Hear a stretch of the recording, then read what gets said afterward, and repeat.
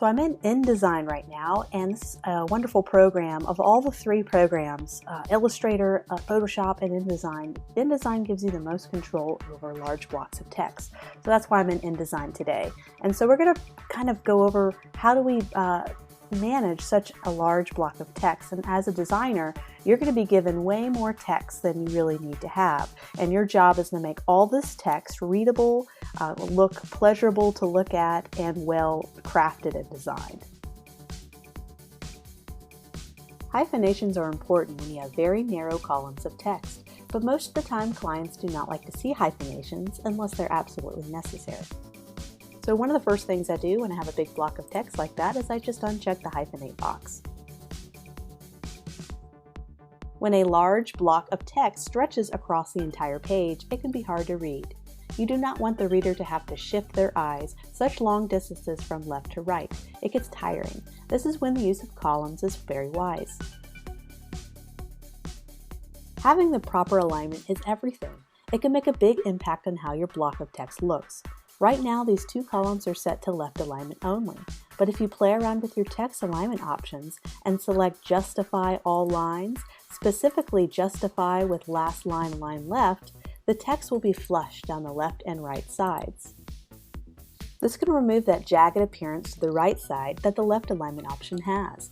This can really polish your design and layout, so use this type of alignment often. And when you have more than one column, just make sure your columns at the bottom align evenly.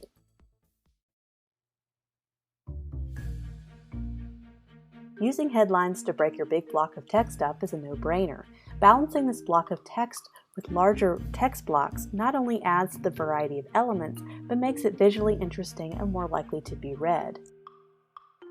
But more important is adding sublines or bylines to add additional divisions to the text blocks.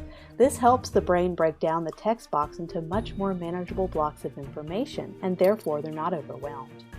You will notice I am constantly adjusting the leading, which we learned about earlier, so I can have the right amount of spacing between headlines, sublines, and paragraph blocks.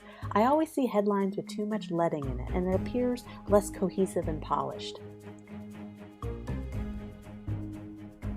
Find additional ways to break up your text box visually. What I like to do is find important quotes or phrases in my block of copy and make them a bold weight or italics. Make sure that your paragraphs are never too long. One way to break them up is to do a pull quote. This adds another visual element without having to use a photo. Notice the generous even white space on either side of the document. This not only is important for publication requirements, but it also helps the overall page breathe and feel open. For the majority of my design career, I've had to manage large blocks of text given to me by clients.